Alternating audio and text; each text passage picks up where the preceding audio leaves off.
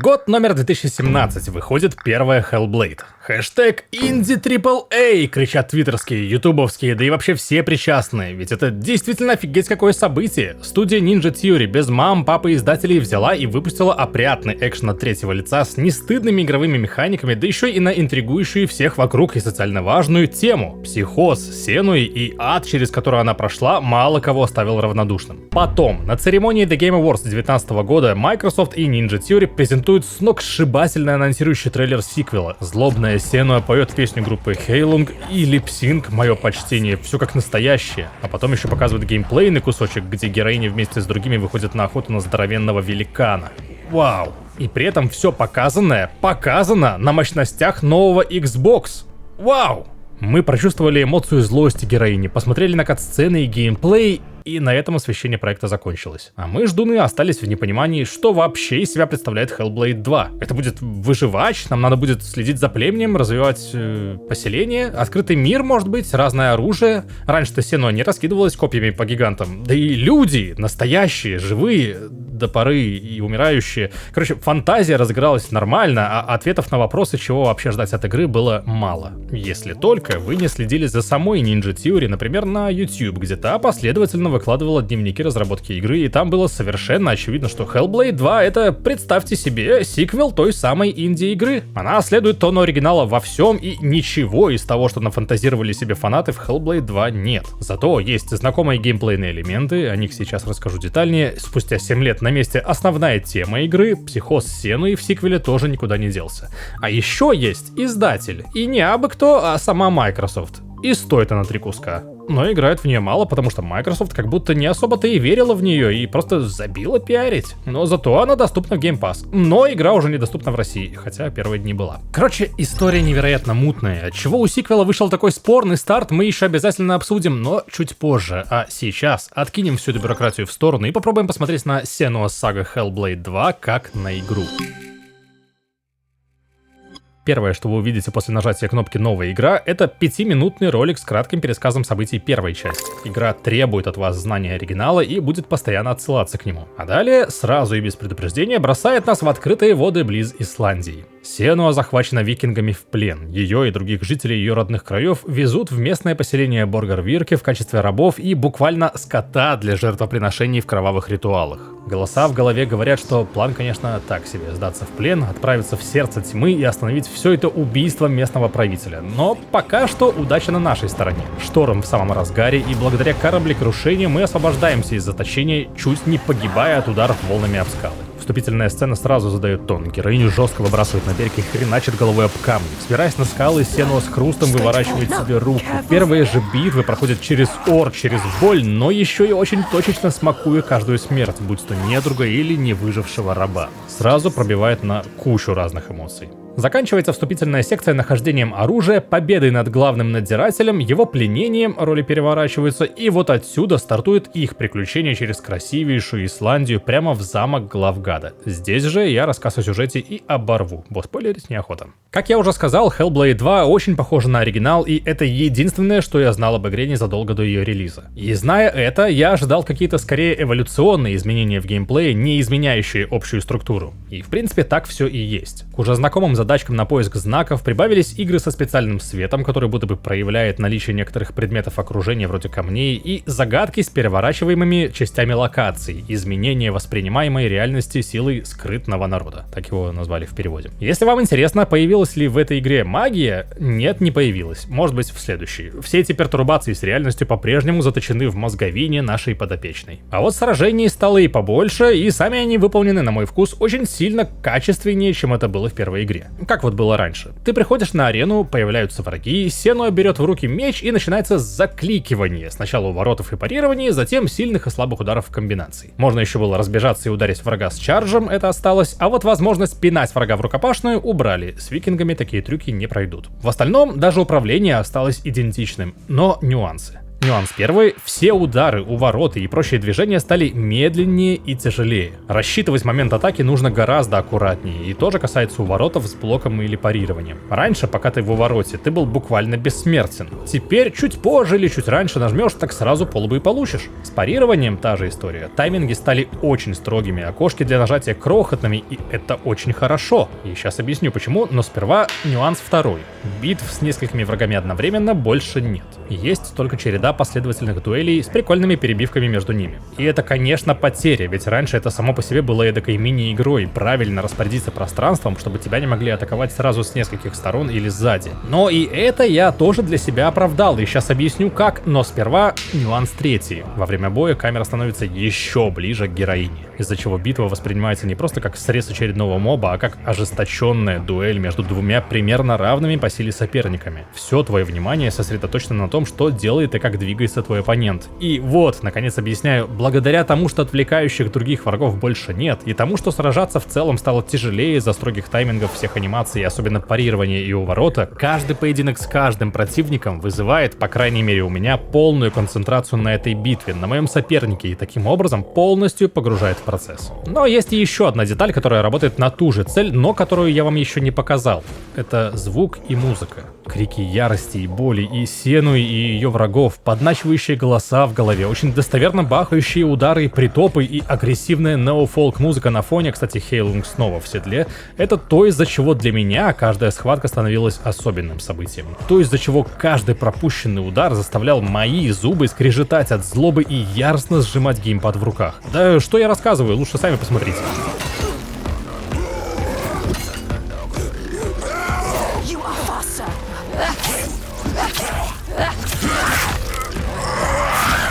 Оставаться безучастным просто невозможно.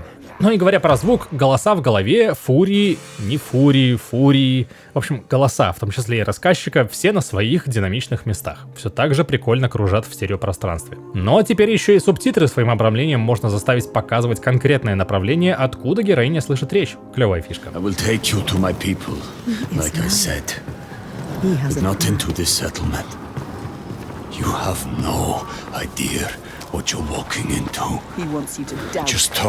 Звук еще сильнее подрос в качестве. Эмбиент разных локаций вызывал очень похожее чувство, что и в Alan Wake 2. Очень много незначительных деталей окружения получили заслуженное озвучание.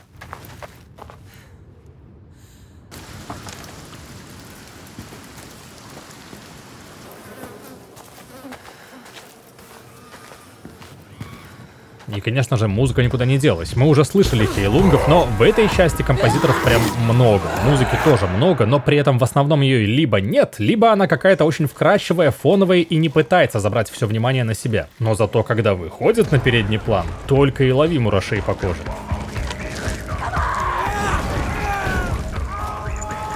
А теперь поговорим о насущном. Специально приберег на сладкое, чтобы вы успели налюбоваться. Надо сказать, я понимаю тех обзорщиков, которые вспомнили слово фотореализм, играя в Hellblade 2. Здесь мне стало очевидно, что он, реализм, невероятно близок. Недурно снимать лица Ninja Theory умудрялась и раньше. Сейчас же, с обновлением движка и появлением MetaHuman, эта история шагнула куда-то зловеще далеко. Это технология для легкого моделирования ультрареалистичных персонажей. Так вот, в прошлом году на Game Developer Conference эти же разработчики представили собственную надстройку на MetaHuman, благодаря которой суперточная съемка лица с практически моментальным переносом в программу анимирования вместе со звуком будет доступна даже через iPhone. Им, очевидно, уже доступны, и снимали они в хороших условиях. И как итог, лицевые анимации в Hellblade — это, наверное, самое правдоподобное отображение мимики в видеоиграх из всего, что я видел. Никаких больше акульих оскалов, как будто смотришь очень дорогое кино. И, кстати, про кино, запомните, мы еще скоро вернемся. Окружение не уступает. Чтобы его воссоздать, разрабы скатались в Исландию, нафоткали природушку и снова прибегли к методу фотограмметрии. То есть текстуры — это буквально фотки. Разглядеть шероховатости текстур геометрии можно разве что с лупой. Как итог, во время игры постоянно тянет влезть в фоторежим, остаться в моменте и полюбоваться воссозданными красотами. И вкупе с богатым фоновым эмбиентом, ветер бьется об листву или траву или вздымает воду, чтобы та шлепала волнами о берег, ощущаешь настоящую свободу.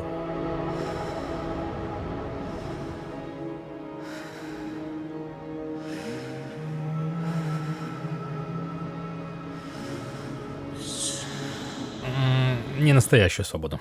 Несмотря на то, что Исландия уже стойко ассоциируется у нас с Death Stranding и возможностью отправиться в путь в любом направлении, включая горы, Hellblade 2 никогда не даст вам шанса забыть о том, что она невероятно линейная. Шаг влево, шаг вправо, невидимые стены. Если отхождение от задуманной тропы и есть, то только за коллекционными секретками. Столбики с мифами Друта, теперь уже о скальдах, и камни, в которых Сенуа видит лица, и за которыми теперь можно найти деревья со сказаниями местного народа. И я тут шутку придумал. Игра очень похожа на Death Stranding, только невидимые стены и груза таскать не дают. Разве что груз ответственности. Киношность. Обещал вернуться. Я не потому, что ненавижу вас, оставил эти полоски, отжирающие треть экрана на весь обзор, а лишь потому, что они не отключаемые. Точнее, очень даже легко отключаемые, как выяснили игроки уже на следующий день от релиза. Нужно всего лишь заглянуть в описание этого видео, добавить в один файл пару строк кода и вуаля, и катсцены, и геймплей, и битвы в большинстве случаев все работает корректно. Я так понимаю, с сужением обозримого пространства разработчики хотели подчеркнуть, что Сенуа видит мир не так, как нам привычно. Это вызывает трудности при игре, и хорошо, так и должно быть. Ну и ресурсики, конечно, тоже экономят для некоторых консолек, это понятно. И я уважаю видение авторов, но все равно считаю, что дать выбор всегда лучше, чем не давать. И тоже я бы отнес к уже явно преследующей меня проблеме неотключаемый апскейлер. Хоть FSR, хоть DLSS, хоть интеловский XS, хоть что-то, но обязательно должно быть включено. И я не уверен, связано ли это, как мне кажется, очень даже и напрямую, но в игре очень много мелкой, обидной, именно графической фигни, которая ломает погружение. Во вступлении идешь ты такой по этим скалам, впервые подходишь к берегу, замираешь, чтобы посмотреть на красоту моря, но такое ощущение, будто это ткань или одеялко, которое кто-то ладошкой приподнимает. Попадаешь в страшный темный лес, в темноте кто-то бродит, нужен свет. Находишь факел, зажигаешь и... Почему тени такие... Или вот кишочки. Они такие натуральные, отражают свет, но частицы отражения света такие маленькие, что выглядят просто как рябь белых пикселей. Несколько минут на стриме недоумевали с Максимом. Где-то трава скачет, где-то геометрия не может определиться, где ей оказаться в следующем кадре. А вот это первая пространственная головоломка в игре, и у нас тупо не прогрузились нужные для решения ветки. Где? Что?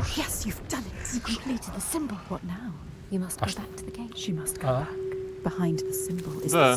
Но я сейчас скажу непопулярное мнение. Никто не говорил, что Hellblade 2 это показательное выступление для Unreal Engine 5. Мы немножко перекушали, если сюжетная 8-часовая игра теперь называется технодемкой. Она, несомненно, демонстрирует возможности движка, делает это наглядно и достаточно показательно, и даже развивает его собственными силами. Типа, красота явно не пустой звук для разработчиков, и они к ней заметно что тяготеют. Даже первая игра в 2021 году получила увесистый апдейт графики, из-за чего и сегодня смотрится достойно.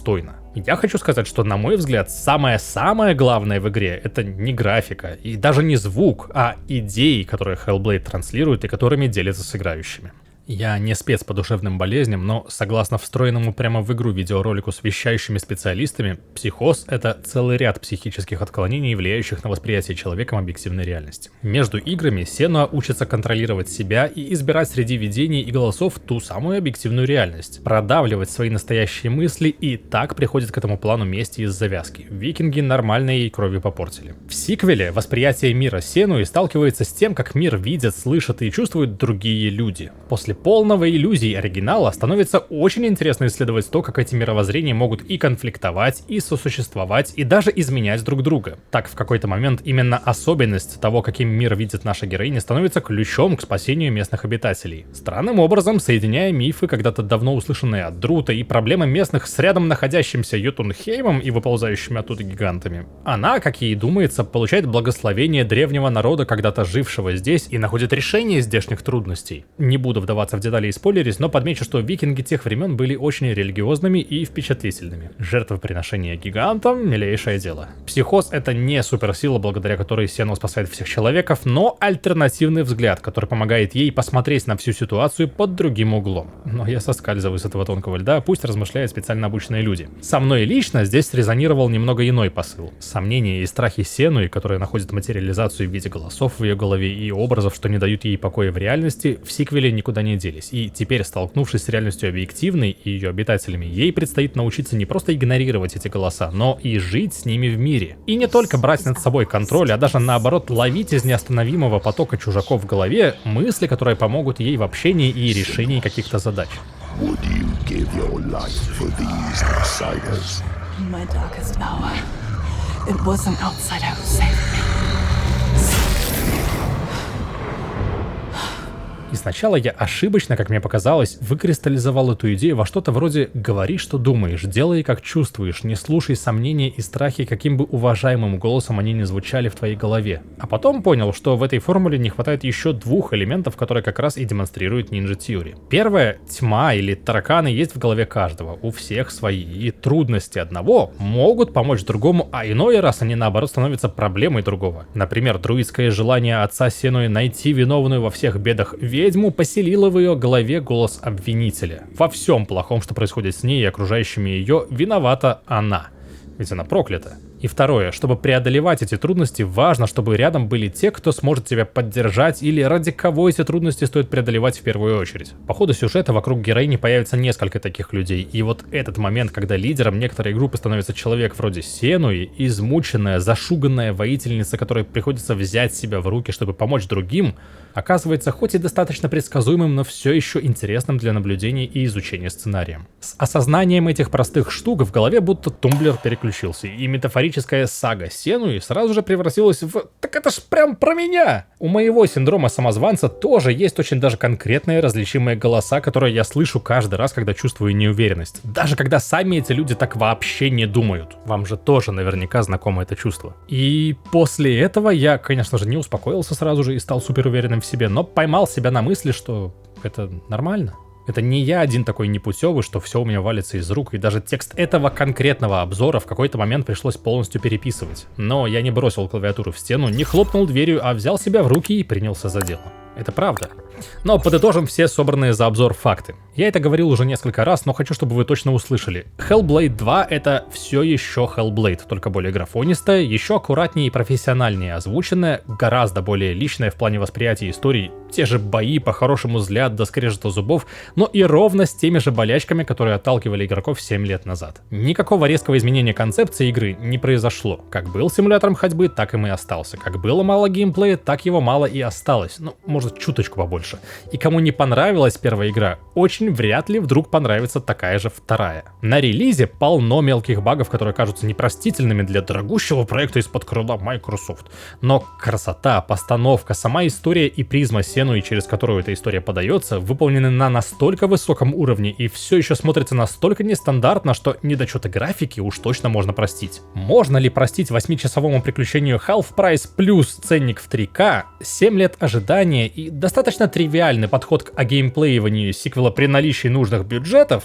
Вопрос непростой. С одной стороны, это Hellblade 2, то есть как Hellblade 1, только больше и круче. Почему вы вообще ждали от игры чего-то другого? С другой стороны, у публики не напрасно есть нелегкий привкус вторичности от игры как от арт-объекта в целом. Все это мы уже видели. Не совсем так же, не совсем то же, но было. И ясно, почему многие настроены к игре скептично. Финансовым успехом она станет очень вряд ли. Первая игра была must-play именно из-за своего новаторства. Студия осталась одна, без издателей, и сама за свои бабки продавила интересную, красивую, где-то аляповатую, но все-таки большую игру со свежей темой. У второй игры такого приятного флера, к сожалению, уже нет. Особенно в свете последних репутационных потерь Microsoft. Но пускай фон останется фоном. Что же до меня, я не был обманут или разочарован ни в один момент своего прохождения. Мне, конечно же, неприятно видеть графические баги, особенно в такой красивой игре, особенно раскошелившись перед этим на топовую видюху, уже не спишешь на технику. Но если по делу, это все мои претензии к Hellblade 2.